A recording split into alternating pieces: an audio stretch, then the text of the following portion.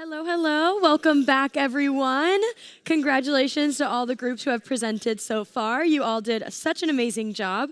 Now I would like to welcome Group 9 to the stage.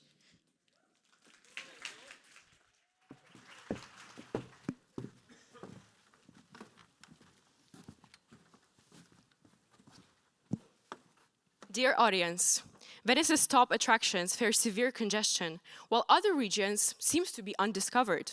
Overcrowding contributes essentially to poor infrastructure and influences negatively the local communities. Our challenges roam around decentralization and fluidity of the travel process in the floating city.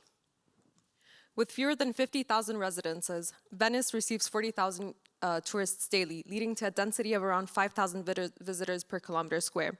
This extreme influx fuels overtourism, putting pressure on the city's infrastructure and local communities.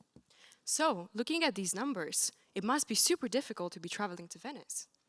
But no longer, because with our concept Venice, crowd management has never been more effective and fun. Venice is a gamified travel incentive program designed to turn passive tourists into responsible travelers. The tourists pay a €15 entry fee instead of 10 and have the opportunity to earn back their €5 deposit by making choices that actually benefit Venice as a city. The goal is to better crowd management and increase local engagement. So how does it work? Of course, Venice knows a very different target group and people visiting the city with each their own purpose. So to start with, they choose their own world. Let's say a family with small children, a couple on a romantic trip, or a diehard food lover, each has their own chance to explore Venice in their own way. They have then the opportunity to earn points to get back their deposit. Let's say, for example, by visiting lesser known places, avoiding crowds at peak times, and contributing to the local economy. And only then they will get their deposit refunded. High scores also have the opportunity to have access to perks like discounts or special experiences. But why would this work? Venice works because of the well-integrated gamified element, and the research does not lie. There are countless of success stories about great implementations of gamification in different kinds of contexts. Let's, for example, look at the very popular game Pokémon Go, which managed to succeed in letting the users explore different and new areas in different routings. They also managed to increase the engagement with local businesses through the use of the app and gamification. Theme parks, for example, also explored using incentives and mobile guidance in managing crowds and have actually been very successful in doing so. Yeah, so to kind of sum it up, Venice have three main value propositions. So first one, smart routing. This is essentially recommends off the beaten path routes based on visitor interest. Secondly, the crowd management. This is basically a live traffic monitoring system. And lastly, incentivizing visit to less known areas so travelers or tourists can get reward or earn rewards when visiting local businesses. Now for stakeholder impact. Venice can benefit both the hospitality sectors and local communities altogether. Hotels can integrate the system to their guest experience, so this is where they can offer rewards, discounts, and exclusive perks for any responsible tourism behavior. So this not only enhances the guest satisfaction, but also encourages longer stay and higher in-destination spending. For local communities, Venice can drive tourists to small businesses and undervisited areas, spreading the economic benefits more evenly. Now, for any unclaimed deposit, we can reinvest it into housing, infrastructure, and cultural preservation project. So this ensures that tourism can contribute positively to Venice rather than overwhelming it. Venice fits the YHS dimensions by controlling visitor flow, improving travel quality, and protecting important places. It creates a smarter, better way to explore while keeping destinations special. In conclusion, Venice is a long-term solution that help Venice manage tourism in a smarter way. It can grow and be used in other cities, bringing benefits to both locals and visitors. The idea is new and exciting, making it likely to get media attention. With Venice, Venice leads the way in better tourism for the future. Thanks for listening. Thank you.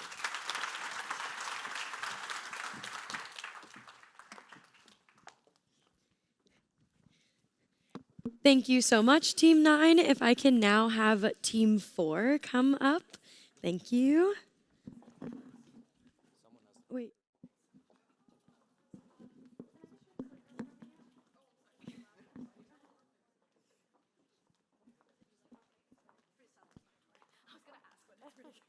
So yeah, you'll get the clicker. You guys have 4 mics.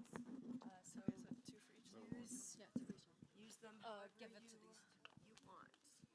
And You guys ready? There's a laser. Oh, yes. okay. It's on, right? Yeah, they're already on. Hello? Okay.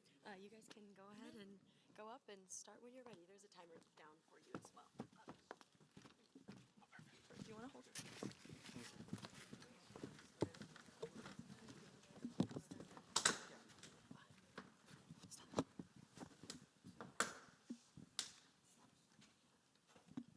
Hi everyone, so we'll be discussing how to conquer over-tourism in Santorini and the Greek islands. And so we're group 4.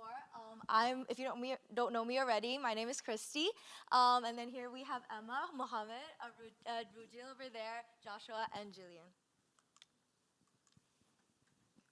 Out of the numerous amounts of Greek islands besides Santorini, these are some of the beautiful Greek islands that we'll be focusing on besides Santorini, such as Syros and Sifnos.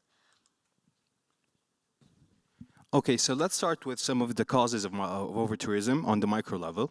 First of all, cheap flights and ferries provide excess tourists to the country, while social media platforms hype the same places while lesser-known islands have fewer options for tourists. Moving on to the other slide, the macro level causes. First of all, there's no strategy to spread the visitors, plus infrastructure investments are uneven, while over-dependency on tourism pressures sustainability. Another cause is lack of DMA focus on most of the other regions. Our first solution is to diversify products across the islands to segment demand and shape the traveler we want to see at each place. To keep the islands distinct and appealing, creating a story for each island connects the traveler on an emotional level, similar to how Cruise Lorenzetti immerses the visitor through the chateau's rich history and background. A part of creating a story is describing the destination, which we have done using simple, clever titles like the Timeless Artist Haven for Hydra.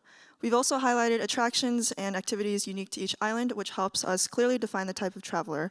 For example, the foodie and authentic traveler would love Sifnos for the traditional Greek food and ceramic arts. So picture this. You're looking at the beautiful Sanatori view of their sunset, but it's overcrowded because you can't see, there's so many people. Over-tourism is not a volume problem, it's a concentration problem. We need to look at Nakos, Pakos, Crete, who operate below capacity. The solution? Well, using STR's data-driven diversification, who target campaigns and show a 20% increase of off-peak tourism. This shows that the demand is there. Ecotourism. From Emperor Group, Kyla, our guest speaker, she reminded us that destinations are living ecosystems. Sustainability isn't just a trend, it's a necessity. So how can STR drive this change? We can give predictive analytics like smart pricing, target marketing like wellness retreats, and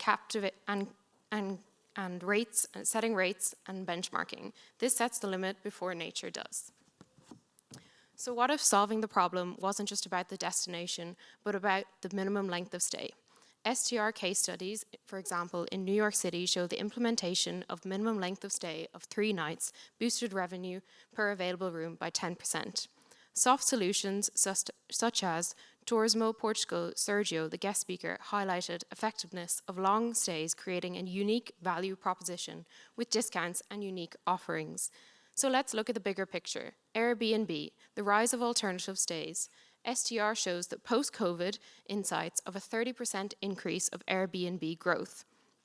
So we need to diversify our accommodation, a sustainability at a profit. Small luxury hotels of the world offer this well in their green tourism strategy of Unplugged, using solar panels and farm to fork. This is the future.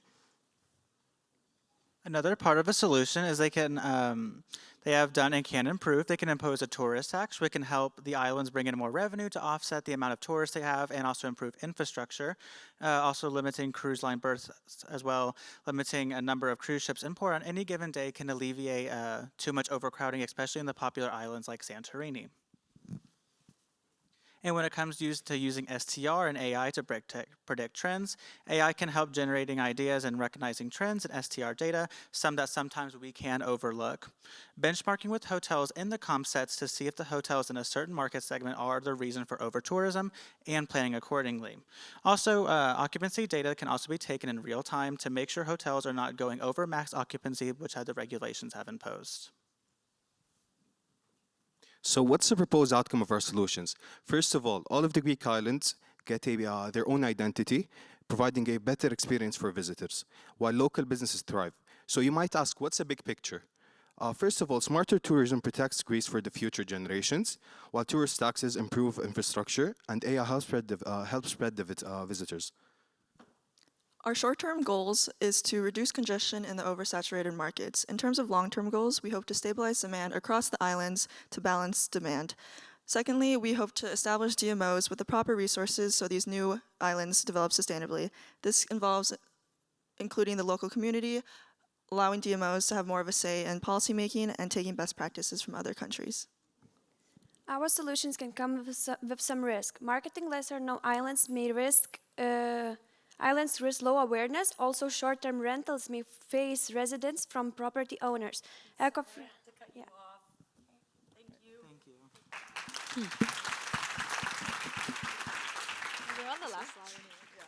Thank you, Group 4. Now, if I can have Group 5 come up here, please.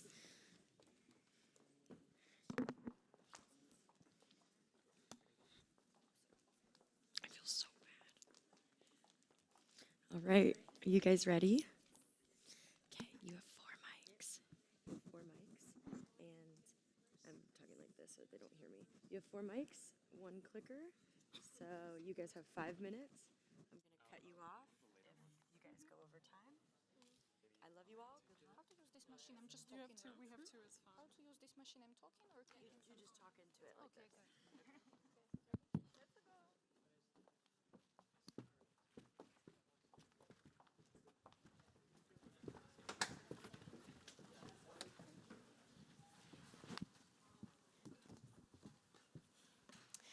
Good afternoon, everyone, and congrats to all the team that have already presented. Just a quick introduction. I'm Yulia, and here we have Anna, Elena, Sunny, Lauren, and Eli. And we're going to talk about overtourism in Barcelona and how we're going to suggest to tackle it one step at a time. While we are aware that this is still a gray area and there is more to overcoming this hurdle, our team recognizes 3 pillars that hoteliers can focus on to initiate change: overcrowding, traffic congestion, and environmental strain. Therefore, we'll dive deeper into management of tourist flow into less visited areas, as well as hotel energy and waste consumption. But Anna, could you tell us more about how are we going to achieve this? Of course, sure. Thank you so much. So, as we all know, overtourism is the very complex problem. So, for this, we need not one solution, but the strategy. We have our hard and soft solution strategy system that addresses the overtourism from the point of hospitality students and future hotel managers. And our goal is not to reduce tourists, but improve it. Starting off with our first solution, we all know that traffic lights can eventually be used to not only steer traffic, but also steer people. With a traffic light system adopted in hotels, hotels can provide transparency and real-time information provided by STR via in-house digital screens in the lobby. Color coding high, moderate, and low congestion areas with a color scheme we are all familiar with. So, I'm sure you've seen how great traffic light systems already worked for breakfast. Passing on to you, Sunny. Okay. So for the second solution, we would like to focus more on sustainability. And hotels can implement an opt-in system for linen changes. So let the less regular linen changes be the new default. And to increase the participation, we can offer more discount for the participating guests or earning points for this. And this simple action can reduce water usage, energy consumption, and any laundry-related waste. So it's a simple and easy win for the environment. Solution 3, our first hard solution. Hotels can invest in running cultural experiences such as yoga during peak hours on a quieter beach. This will reduce congestion in overcrowded areas during peak times. Solution 4, our second hard solution. Hotels can invest in smart temperature controls for hotels. This is part of our long-term strategy. A 1 degree change in temperature reduces an annual energy cost by 8%. And the best part? 2 degree temperature change goes unnoticed by the sleeping guest. This timed air control will be the future. So here is our last solution, and it's the minimum length of stay. So the travel agents and the guest feedback suggest us that the best time or length of stay in Barcelona is 3-4 nights to enjoy the city and see all the tourism attractions. So our offer is to implement 3 long nights stay in Barcelona during the peak seasons like July, August, during the weekdays or weekends. And also it will help us to reduce the short-term and high turnover tourism. So through our initiatives, we'll provide benefits for all stakeholders that are currently affected by Barcelona's overtourism problem. These solutions will evoke an overall sense of satisfaction from the local community and tourists alike. They contribute to a positive impact on the environment through our sustainable practices and improve the goodwill of hospitality entities in the eyes of local residents. Finally, the impact of solutions will be visible in the reduced overcrowding of Barcelona's, specifically in densely populated areas. In conclusion, overtourism is more than just overcrowding. It involves short and long-term planning into how we can manage these external events with internal solutions. Thank you for listening.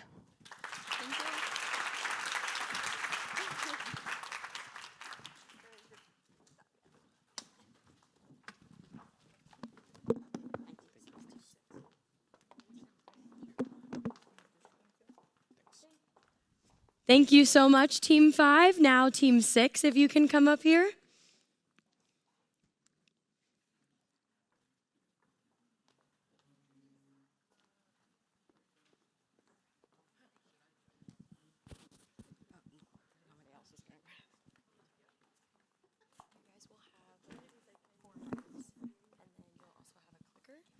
So you guys will switch between the 4 mics, and then you have 1 clicker, and you have a timer to show you how much time you have.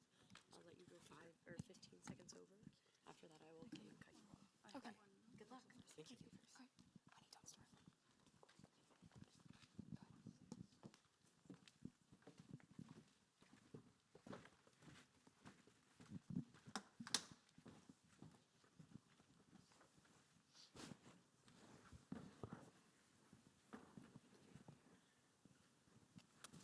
Welcome to Venice. Thank you so much for paying Venice access fee. At this moment, we're having this exciting initiative. We would love to share you more before you head on your way. It's called Marco Polo cards. Hear us out. So, in the 13th century, Marco Polo expanded the boundaries of the Kingdom of Venice.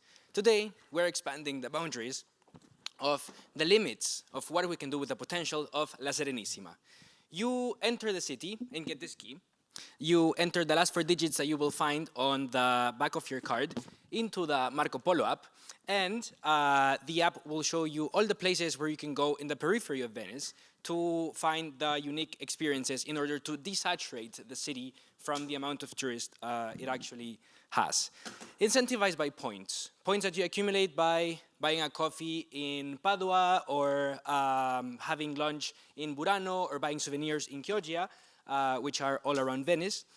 You will just tap, scan, swipe, or use the app to accumulate the points. And when you come back in the evening to Venice, your base, you can redeem the points on a gelato to watch the sunset or on a Negroni at Harry's Bar, which would be very fine if you're visiting Venice. Now, on the back end, we, as Marco Polo, pay the business owners to whom you paid with the points in real money. So we are bringing the economic value we acquired in the outside of Venice into the city. So we are just revolving some new money and we are desaturating the city. After researching SDR day for 2023, Venice has 5.6 million tourists arrive. As we can see in the pictures on the left, it talks about the average stay 2011 to 2023, and the rise is average visitor resident daily radio for 2024. Actually, they have 80% excursionist. So lets people stay in night in Venice with Marco Polo card. The Marco Polo initiative shifts the tourist population outward to the less populated cities with a higher carrying capacity. Marco Polo auditors will go into these less populated towns to test the cuisine and authenticity of the restaurants, and we determine the tourist activities if they're worth the tourist money or not. By delivering exceptional service and creating memorable moments, the Marco Polo seal is earned. Once the seal is earned, the organization will be highlighted on our app. If you are in the YHS Delegates WhatsApp group message at this time, please pull out your phones. My teammate Wendy here just set an example to each of you of what the app will look like. Judges, the delegates have just received an example on this screen. Essentially, this is an example of what the Marco Polo app will look like on your personal device. For example, when the Marco Polo auditor tested the Trattoria San Pietro restaurant that's highlighted on the app, they judged the authenticity of the food and the exceptional service that they provided there. The Aperol guided tour was also one that we highlighted, which is an engaging experience for our tourists because it is the birthplace of Aperol, so it's unique to this location. So in order to launch the Marco Polo card, we will develop a series of partnerships between public and private sectors to ensure that all stakeholders are involved in the decision-making process. To do that, we will collaborate with local businesses such as shops, restaurants, or hotels to promote their products and services to the people visiting Venice and the surrounding areas, while at the same time we will be assuring the quality and authenticity of those products. Also, we will collaborate with STR and technological companies to use the data and the tools for the development of the card and also the Marco Polo app. To promote the surrounding destinations, we will also collaborate with private entities as well as tourism boards to align our strategy with the regional tourism plan. Now, how is this plan sustainable amongst our three pillars? Socially, by promoting new locations and dispersing tourists from old ones, we will give freedom back to locals, and this will also benefit owners of new location. Not to mention the card offers physical value, even for some generations that might not be as comfortable doing something solely online. Economically, the less known locations will gain more traction and benefit financially. This card is also an incentive to, like my teammate said, make Venice your home base and make your Venice trip more of a Venice region stay so you can get the most out of your trip. And environmentally, we hope to use recycled plastic so they're durable, reusable for your next trip, and we hope to see you use them again. In the short term, the city does pay the plastic and the machines, which will be in cost in the short term. However, in the long term, tourism will decongest to other regions. So at this point, we hope we're building a good understanding of how Marco Polo cards works so far. And we really hope you enjoyed the trip. And stay tuned, check out the notification all the time. And we hope you have a great time here.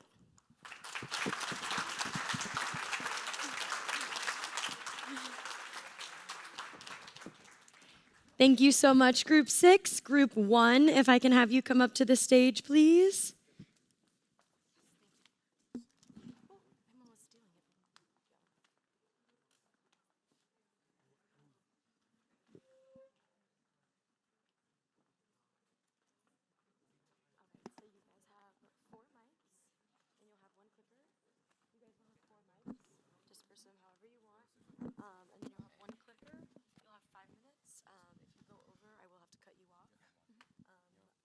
I'll hold it since I go onto the stage whenever you're ready. Do you want to leave 3 mics with them and 1 with us? This is just the 2 of them. Okay. That's fine. Go on.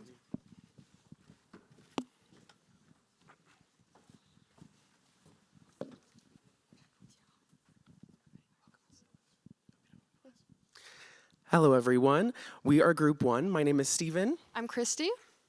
안녕하십니까, 펑허해입니다.我叫詹佳. 네,我叫柯神. E boa tarde, meu nome é Arthur. Picture this. You spend all your savings on a beautiful vacation to the Greek islands, such as places like Mykonos and Santorini. And when you get there, you realize, oh my goodness, there are so many people here. It's so overcrowded. I'm brushing against people's shoulders. I can't even get a photo at the Acropolis. And what if I told you that we have a solution, an innovative and a technological solution to this problem? Today we'll be talking about over-tourism in Santorini and the Greek islands. So, I think we can all agree that Greek islands are definitely on our travel bucket list, with the islands welcoming over 27 million people per year. This is a huge number and it's just going to increase. Tourism is paramount in the Greek economy, giving 40 million euros per year, is responsible for 20% of Greece's GDP and employing over 800,000 locals. Yet between the months of November and April, we see an 87% decrease in tourism. Additionally, Greece has over 6,000 beautiful islands, 227 of which are inhabited. Yet most people only go to the big three, Santorini, Mykonos, and Crete, meaning that they're missing out on what makes Greece special, and that's the traditional local culture and environment. However, the over-tourism still benefits to the local community. It provides more employment opportunities, promote the development of the local business like the wine industry. Also, it has the positive impact of the infrastructure development, which is not only enhance the living standards of the resident, but also attract more customers and investors. Then let's welcome to my friend to introduce more solutions about the over-tourism to Greek islands. Right, now let's talk about our solution, which is going to be an e-guide. This is going to be an app that's created for guests. That's an easy and sustainable, accessible app. There's going to be multiple different themed passports or trails, things like if you're interested in mezedes, which is the appetizers, Greek wines, gastronomy, or also the attractions or heritage sites in Greece. And then when you get to Greece, you're actually going to be given an eSIM that you could install on your phone to be able to access all the features and amenities on this app. There's going to be a built-in AI travel assistant that's going to help you plan your trip. We'll talk about that a bit more, and also a live activity data tracker as well in there. So first, the specialized function will be the AI travel assistant. Users can input their preferences and interests, and the AI will generate a specialized itinerary for them. It can include points of interest, hotel recommendations, restaurant recommendations, and transportation methods. This can help distribute the tourists to other less known islands, creating more personalized experience and increasing exposure to the smaller islands and local businesses. The second specialized function will be the live activity data. By partnering with Google Maps, a heat map will be created along with a popular time chart. As you can see here, example of the New York City, and it will show the different areas where it's populated at different times. This can help decongest the areas with crowds, and this can help lower the overcrowding and disperse crowds to different areas. And now something that absolutely everyone in hospitality loves to talk about, finances. So what was the core value for us in our group?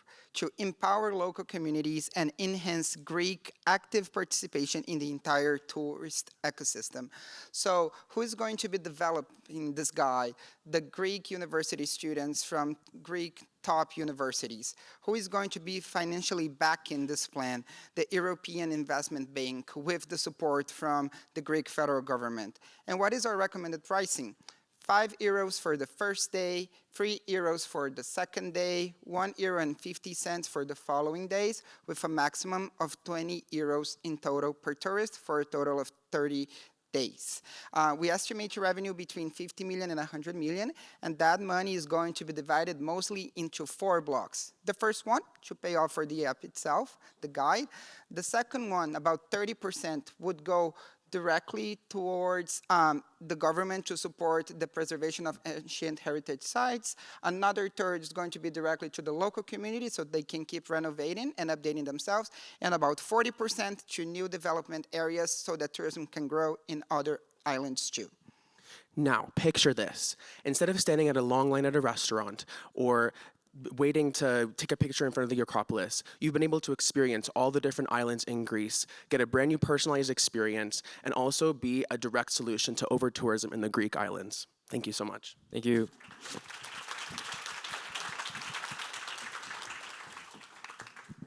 Thank you so much, Group 1. If I can have Group 2 come up here now.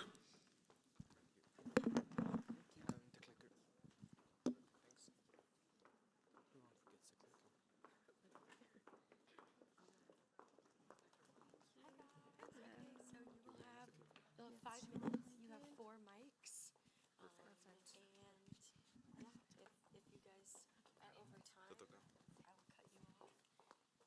over time, I'll cut you off, but it's already on. You guys can just go head up and start talking. Perfect. Whenever you guys are ready.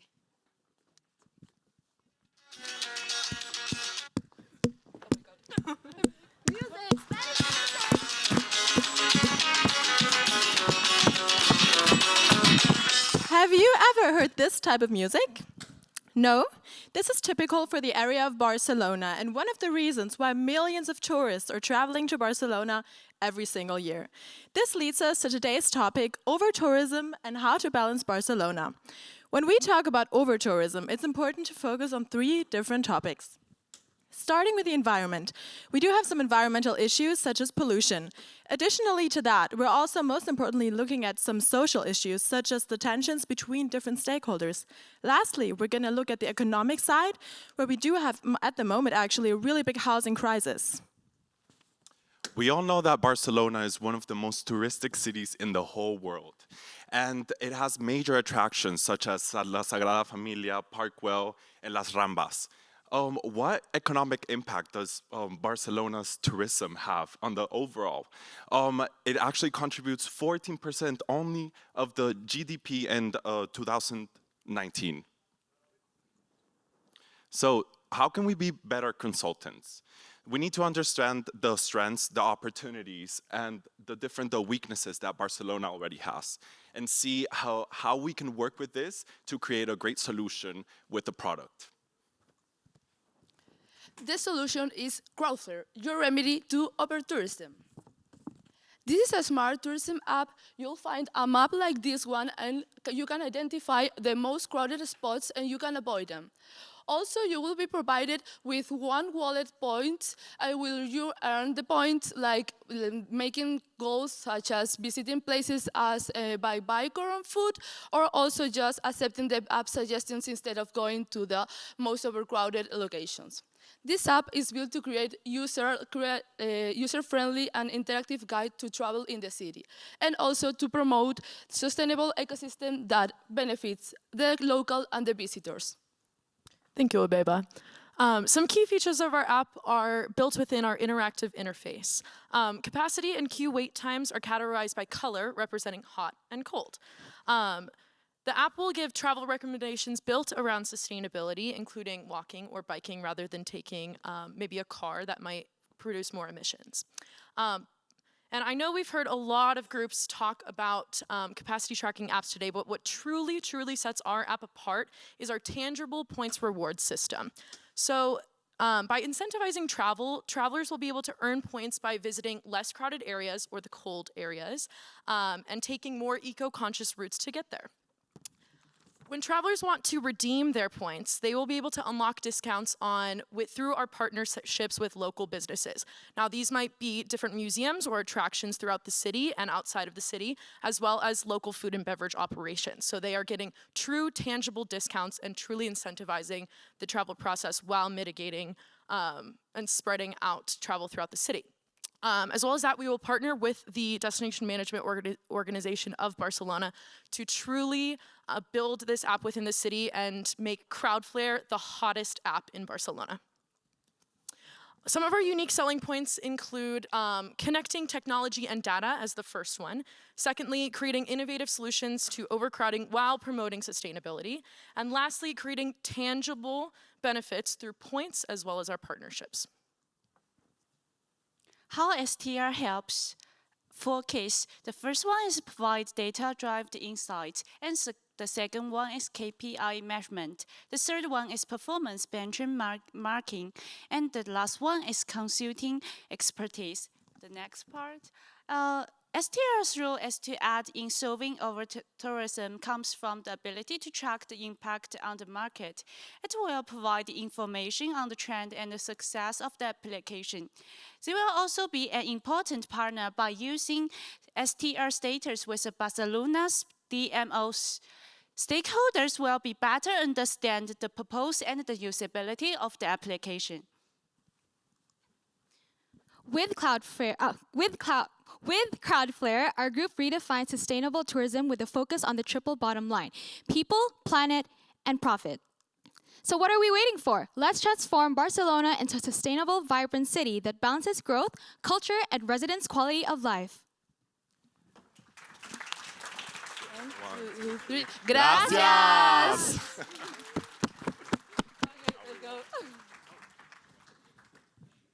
Thank you so much, Group 2. And finally, last but not least, Group 3, please come to the stage.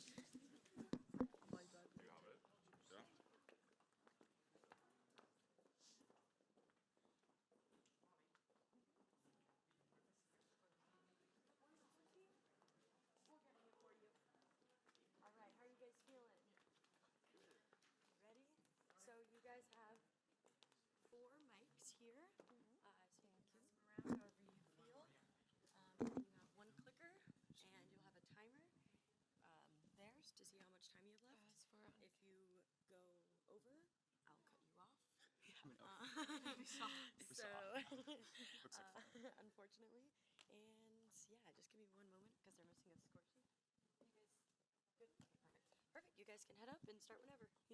Yeah, thanks. Thank you. Thank you.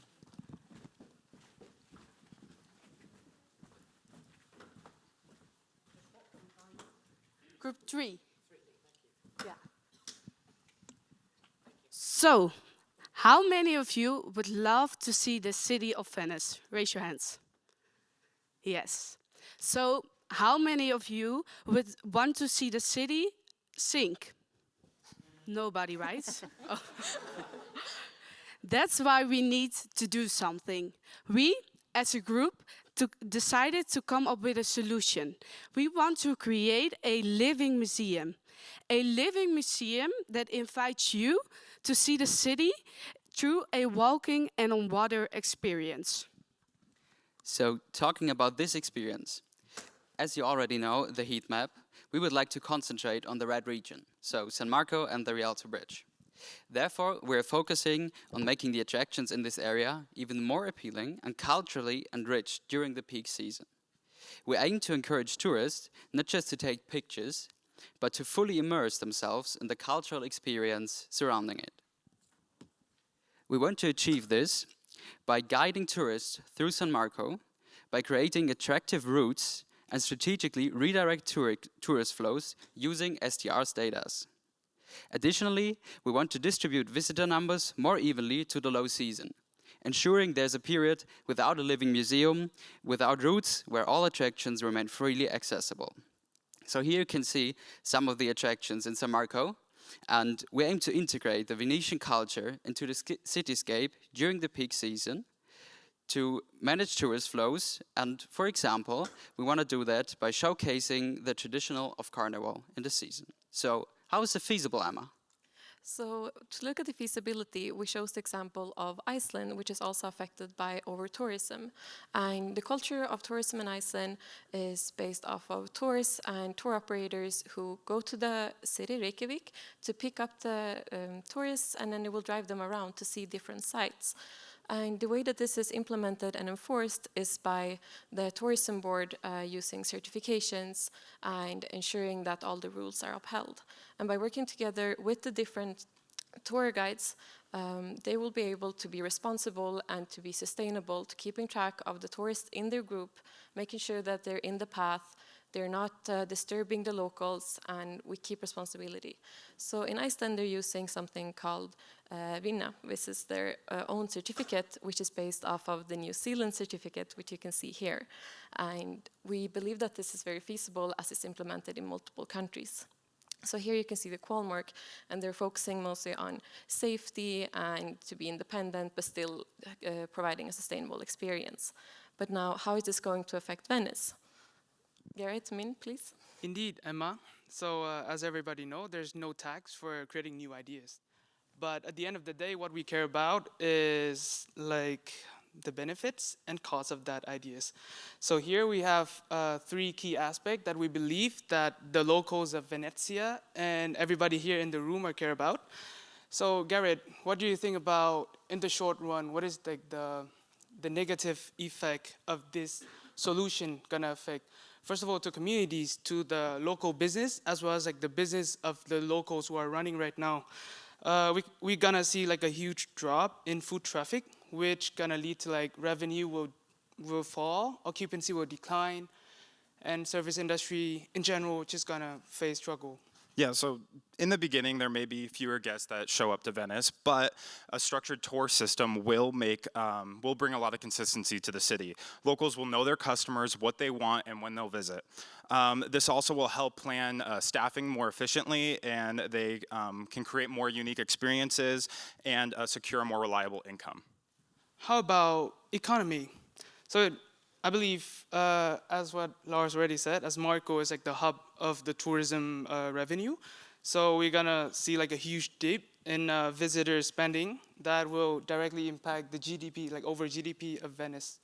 Yeah, so profits might dip at first, but long-term sustainability, as we've talked about all conference, is what really matters. There will be less waste generated, and actually our solution perfectly aligns with Venice's sustainable development goals for 2030 by improving local financing and government policies. And last but not least, to the visitors, as we all might gonna come to Venice, as the solution is kind of restrict our movement and flexibility to travel around the city, which might gonna affect directly to the overall experience and satisfaction regarding the trip to Venice. Yeah, well, as young travelers, Venice is not just a destination, it goes beyond that. As Damiano mentioned, we do love our selfie spots, but we feel like Venice could be submerged in 100 years, or it will be. So that's why our solution isn't just practical, it's essential. So let's save Venice. Yes. Thank you. Thank you. Thank you so much, and thank you to all of the groups that presented today. You all did amazing. Give yourself a big round of applause. So now we're gonna take a 15-minute coffee break on the balcony while the judges have some time to discuss for who will be in the top 3 for the Q&A. After that, we'll come back here and do the Q&A. Thank you.